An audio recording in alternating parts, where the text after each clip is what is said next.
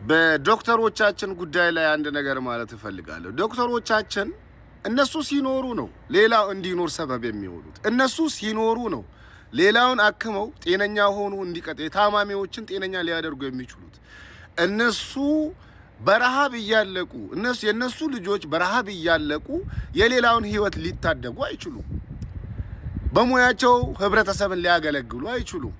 ስለዚህ ማንም ተራ 8ኛ ክፍል ላይ 9ኛ ክፍል ላይ ያቋረጠ ካድሬ በ100,000 ቤት እያገኘ ማንም አክቲቪስት 10,000 5,000 2,000 ዶላር በሚያገኝባት ሀገር ላይ ዶክተሮች በአነስተኛ ደሞዝ ህይወታቸውን ሊመራ በማይችል ደሞዝ የቤት ኪራይ ሊከፍልላቸው በማይችል ደሞዝ የመስራት ግዴታ አለባቸው ብዬ አላምንም።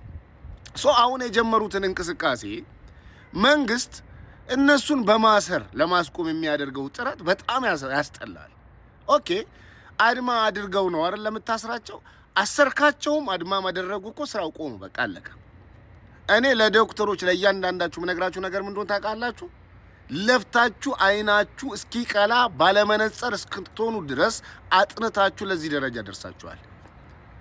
ህዝብን ስታገለግሉ የእናንተን ህይወት ግን ልትመሩበት የምትችሉበትን ገቢ ማግኘት ግዴታ ነው። ሰው ሳይበላ አያገለግልም። ሰው ሳይጠጣ አያገለግልም። የያዛችሁትን ታጣላችሁ የሚል ማስፈራሪያ ቢያመስ ሲናገር ሰምቻለሁ። ወደ ፖለቲከኞች መጠቀሚያ እንዳይሆን የዶክተሮቻችን አጀንዳ ችግራቸውን መፍታት ነው፣ ደሞዝ መጨመር ነው። መምህራን፣ ዶክተሮች መበደል የሌለባቸው የኢትዮጵያ ቋሚ ምሰሶዎች ናቸው። ማንም ተራ ካድሬ አፍሶ የሚበላውን ገንዘብ እነሱ ኑሯቸውን የሚገፉበት የቤት ኪራይ የሚከፍሉበትን ገንዘብ ቢጠይቁ ምንድነው ነውሩ ነው? እነሱ ሳይኖሩ ሌላው እንዲኖር እንዴት ሊሰሩ ይችላሉ ነው? ስለዚህ ጥያቄያቸውን በጠየቁ ቁጥር ከፖለቲከኞች ጋር እና ፖለቲከኞች ድምጽ አይሆኗቸው። አንተ ጥያቄያቸውን ካልፈታ ተቃዋሚ ፓርቲዎች፣ ተቃዋሚ ሰዎች ጥያቄያቸውን ያራግቡታል። ጥያቄያቸውን ፍታ። አሁን እነሱን እያሰረ ነው አይደል መንግስት? እኔ አሁንም እነግራችኋለሁ ዶክተሮች ከታች እስከ ላይ ያላችሁ ነርሶች ጭምር ስራ አቁሙ። ከዛ ይሰራችሁ መንግስት። ከዛስ ማን ነው የተጎዳው? መንግስትና ህዝብ ነው። ህዝብ ጉዳቱን አይቶ ከጎናችሁ ይቁም። የናንተ መኖር ለህዝብ አስፈላጊ መሆኑን ማሳየት አለባችሁ። ህዝብ ከጎናችሁ ካልቆመ እናንተ ምን ብሄር ሆናችሁ ነው ለህዝብ ጎን የምትቆሙት? ህዝብን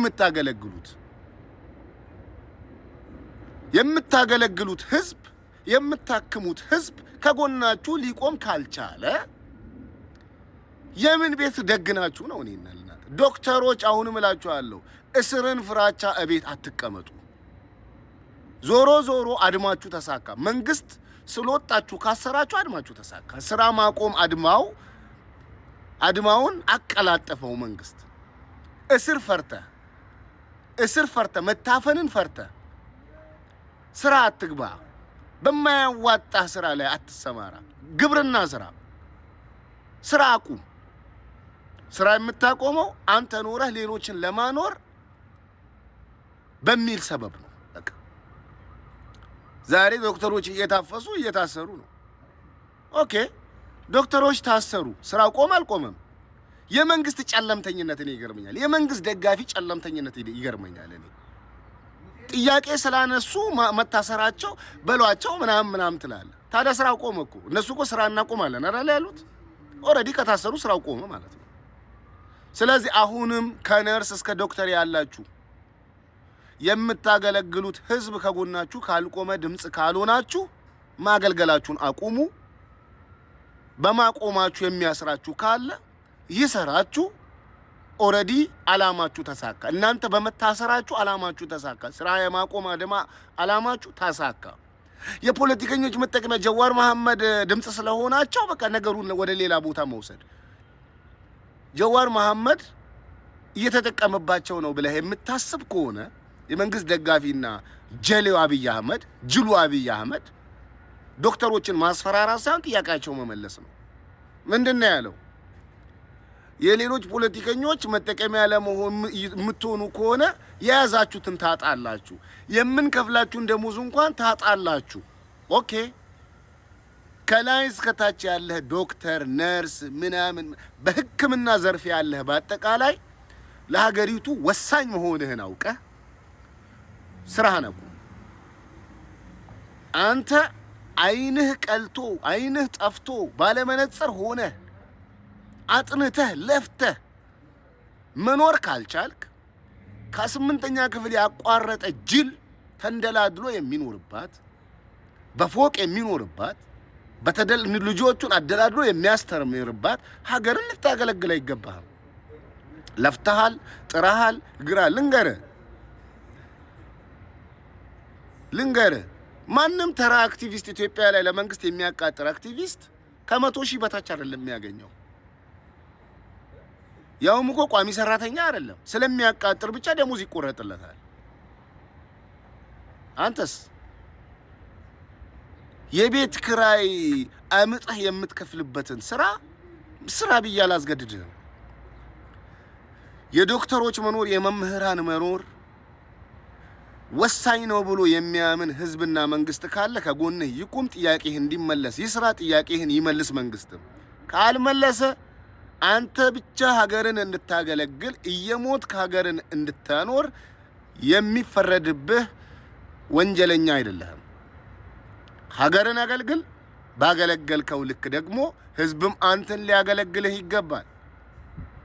የእውነቴን ነው የምልህ። እኔ እስከ ዛሬ በዶክተሮች ጉዳይ ላይ አላወራውም ነበር። ለምን? ዶክተሮች ያነሱትን ጥያቄ ፖለቲከኞች አራገቡት ምናምን ሲባል ሰማ ስለነበረ። አሁን ግን መታሰር ሲጀምሩ በጣም ነው ያዘንኩት።